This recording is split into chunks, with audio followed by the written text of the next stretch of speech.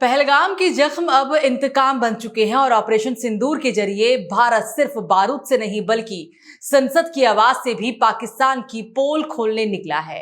बता दें कि पहलगाम आतंकी हमले के बाद ऑपरेशन सिंदूर का मकसद और दुनिया के सामने आतंकवाद के मुद्दे पर पाकिस्तान को बेनकाब करने के लिए भारतीय सांसदों की 2 और टीमें विदेश दौरे के लिए शुक्रवार रात रवाना हो गई।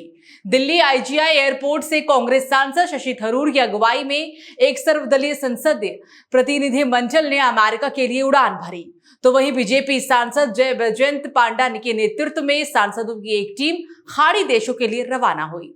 शशि थरूर और उनकी टीम संयुक्त राज्य अमेरिका, पनामा, गुयाना, ब्राजील और कोलंबिया सहित 5 देशों की यात्रा करेंगी। दिल्ली हवाई अड्डे पर मीडिया से बातचीत में शशि थरूर ने कहा कि हमें अपने देश के लिए और आतंकवाद के खिलाफ अपनी प्रतिक्रिया के लिए आवाज उठानी होगी। हमें विश्व को ये संदेश देने की आवश्यकता है कि हम चुपचाप आतंकवाद का दंश नहीं झेलेंगे और जवाब देंगे। मंत्रालय ने जो है फिक्स किया है, यहाँ भी फिक्स किया है, जो भी भारत सरकार की डेलीगेशन ने जहाँ फिक्स किया है, हम समझते। ब्रीफिंग बहुत अच्छी थी, बहुत डिटेल थी और उसमें बार बार जैसे मैं कहती आई हूँ, देशवासी होने के नाते, इंडियन होने के नाते हम लोग सब एक यूनाइटेड फ्रंट लेकर दुनिया भर में जा रहे हैं, ये बताने को कैसे पाकिस्तानी मॉडल एक आतंकिस्तानी मॉडल बना है, जहाँ पे उनको फाइनेंस किया जाता है, उनको ट्रेन किया जाता है, उनको वेपनाइज किया जाता है, उनको स्ट्रेटेजी बताई जाती है।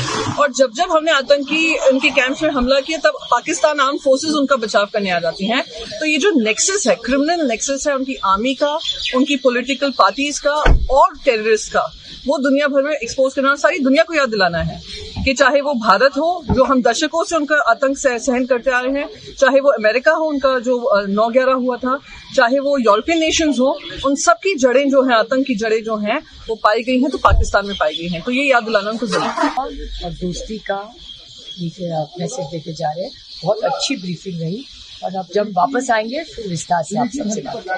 कब तक वापस लौटेगा? कल जा रहे हैं। हमारा 7 नंबर का जो ग्रुप है वो साउथ अफ्रीका, इजिप्ट, इथियोपिया और दोहा जा रहे हैं। आतंकवादी के खिलाफ भारत, ये देश आतंकवादी के खिलाफ है और 0 टॉलरेंस अगेंस्ट टेररिज्म।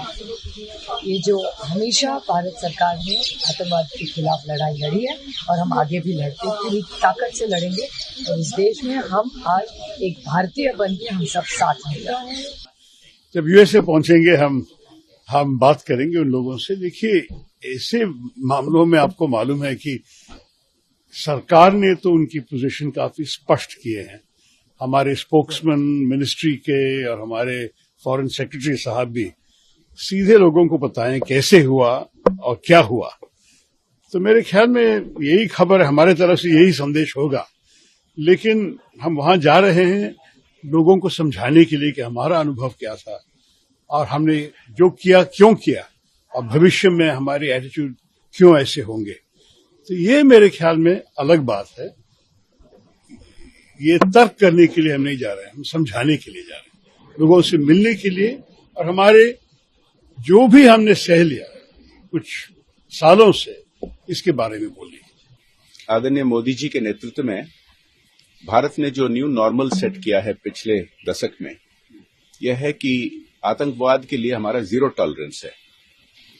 ये नया भारत है, ये जरूर हम रेस्पॉन्स देंगे और जो कोई ऐसा हमला करने के लिए सोच रहे हैं उनको सोचना पड़ेगा कि वो बहुत महंगा पड़ेगा उनको। और ये हम करके दिखाए हैं, भारत ने करके दिखाया है ऑपरेशन सिंदूर के जरिए। और एक के बाद एक पाकिस्तान के जो झूठ है सब पकड़े जा रहे हैं। वो जो प्रकार के सब आरोप किए थे कि इंडिया भारत पर हमला किया, उनके कोई प्रमाण नहीं है। हमारे फोर्सेस ने जो कहा उसके लिए सैटेलाइट पिक्चर्स, इसके लिए विभिन्न प्रकार के इंफॉर्मेशन कोरोबोरेशन है। और आदरणीय प्रधानमंत्री जी ने जिस तरह के रिलेशनशिप्स बनाए हैं पूरे दुनिया भर, उसका भी हमें बहुत फायदा मिल रहा है। एक के बाद एक विभिन्न देशों ने हमारे समर्थन कर रहे हैं, भारत के पक्ष में बोल रहे हैं। ये मैसेज लेकिन कंटिन्यूअसली लेना है और जो विभिन्न ग्रुप्स अभी जा रहे हैं विभिन्न देशों पर, इनका यही मैसेज रहेगा। और सबसे बड़ा मैसेज, जैसे कि मैंने कहा, कि भारत का एकता का है। देखिए, जिस तरह से हम जूझ रहे हैं आतंकवाद से, तो इन देशों में जहां हम जा रहे हैं, और जो इस्लाम के लिए सबसे महत्वपूर्ण देश है वो सऊदी अरब है, जहां मक्का है, मदीना है, काबा है, वो भी इसी तरह के आतंकवाद से जूझ रहा है। यमन एक ऐसा देश है, वो भी मुस्लिम देश है, और मुस्लिम देश जो है सऊदी अरब को लगातार परेशान करता है, लगातार तंग करता है। तो उनको आतंकवाद की परिभाषा पता है कि किस तरह से, क्योंकि आतंकवाद का कोई धर्म नहीं होता। पहलगांव की घटना जो है एक अलग घटना है कि पहलगांव में धर्म के आधार पर जो है पहली बार मारा गया, लेकिन जनरली ये माना गया है कि आतंकवाद जो है वो बाउंड्री के बाहर है और धर्म से ऊपर है। तो हम इन बातों को रखेंगे, क्योंकि सऊदी अरब के साथ साथ ही फॉरेन पॉलिसी बहरीन की भी उसी तरह से डिसाइडेड है, और एक दूसरे के प्रति जो है उन दोनों का कोऑपरेशन है। कुवैत का आपको पता है कि जहां हमको आगे जाना है, कि कुवैत के लिए कितना बड़ा वॉर हुआ। 91 का जो वॉर था वो भी आतंकवादी था, इंटरनल था, उसको कब्जा करने की कोशिश की थी इराक ने। तो ये सारे मुद्दे ऐसे हैं जिसमें कि हम निश्चित तौर पर अपनी बात समझाने में कामयाब होंगे। 78 साल से पाकिस्तान ने हमारे साथ क्या काम किया है, और जब हम लौट के आएंगे तो मुझे लगता है कि माहौल पूरे दुनिया में पाकिस्तान के खिलाफ होगा और आतंकवादी राष्ट्र बनाने की तरफ जो है वो अग्रसर होगा। ये परसों प्रधानमंत्री जी ने कई एक बातें कही जो बहुत ही महत्वपूर्ण है। एक तो उन्होंने कहा कि आतंकी कोई भी घटना हो तो उसमें आतंकवादी और पाकिस्तान की सेना दोनों के बीच में कोई डिस्क्रिमिनेशन नहीं। एक बड़ा स्टैंड है भारत का 2025 में। आप समझिए कि 1947 से जो नीतियां चल रही थी आतंकवाद के खिलाफ, वो 2025 में भारत सरकार ने कंप्लीट बदल दी है। दूसरा ये है कि जब कोई आतंकवादी घटना हो जाएगी तो जो आर्मी है, जो एयरफोर्स है, जो नेवी है, उसको किसी से परमिशन लेने की आवश्यकता नहीं है। उसको भी फ्री हैंड कि आप हमारी सीमा की रक्षा करने के लिए, हमारे नागरिकों की रक्षा करने के लिए और आतंकवाद से मुकाबला करने के लिए आप आतंकवादी को मारना है, आतंकवादी को मारो, और आतंकवादी के वेश में जो पाकिस्तानी सेना है उसको मारना है, उसको मारो। आपको ये पूरी छूट है। और तीसरा, जो बदला 2025 में इस युद्ध में हमने देखा कि बिना पाकिस्तानी सीमा में घुसे हुए हमने जो है उनके आतंकवादी ठिकानों को तबाह किया, हमने उनके एयरबेस को तबाह किया, और हमने ये मैसेज दिया कि हम आपके किसी न्यूक्लियर वार के धमकी से नहीं डरते हैं, और आपको जो करना है करो, हमको जो करना होगा करेंगे, और हम आपको माकूल जवाब देंगे और आपको हम नेस्तनाबूद कर देंगे। देखिए, हम ग्रुप 1 में है, जिसके इसको हेड कर रहे हैं जय पांडा साहब। तो आप जानते हैं कि हम लोग 4 ममालिक, 4 कंट्रीज को जा रहे हैं। पहले बहरीन को, उसके बाद कुवैत, फिर किंगडम ऑफ सऊदी अरेबिया और आखिर में अल्जीरिया को।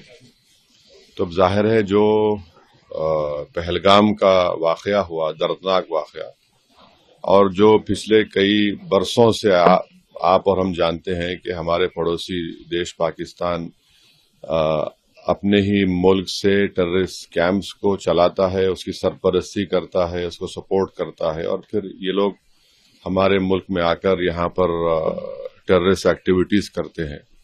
तो इन्हीं चीजों को हम इन 4 कंट्रीज में जाएंगे और उनके सामने रखेंगे। और पाकिस्तान की आतंकवादी कार्रवाइयों के खिलाफ जो हमारे पास फैक्ट्स हैं वो रखेंगे कि कैसे भारत में लगातार पाकिस्तान आतंकवादी कार्रवाइयों के माध्यम से हमारे लोगों को, निर्दोष लोगों की हत्या कर रहा है, और कैसे भारत ने विश्व के जो हेडक्वार्टर थे पाकिस्तान में, वहां पे बहुत ही परसाइज और मेजर्ड जो है एक्शन लिया है, आतंकवाद के हेडक्वार्टर को तबाह करने का काम किया है। और मैं ऐसा समझता हूँ कि ये लड़ाई पूरे विश्व की लड़ाई है, जो भारत के प्रधानमंत्री श्री नरेंद्र मोदी जी ने जिसमें लीड किया है, भारत ने लीड किया है, और पूरे फैक्ट्स जो हैं इससे संबंधित जो हैं वहां पे जाकर रखेंगे, ताकि पाकिस्तान की ओर से जहाँ जो लोग भारत से जलते हैं उनकी ओर से जो कूड़ प्रचार किया जा रहा है, जो झूठा प्रोपेगेंडा किया जा रहा है, वो दुनिया को पता हो, पूरे लोगों को पता हो। अब लड़ाई सिर्फ सीमा पर नहीं, अब जंग कूटनीति की भी है।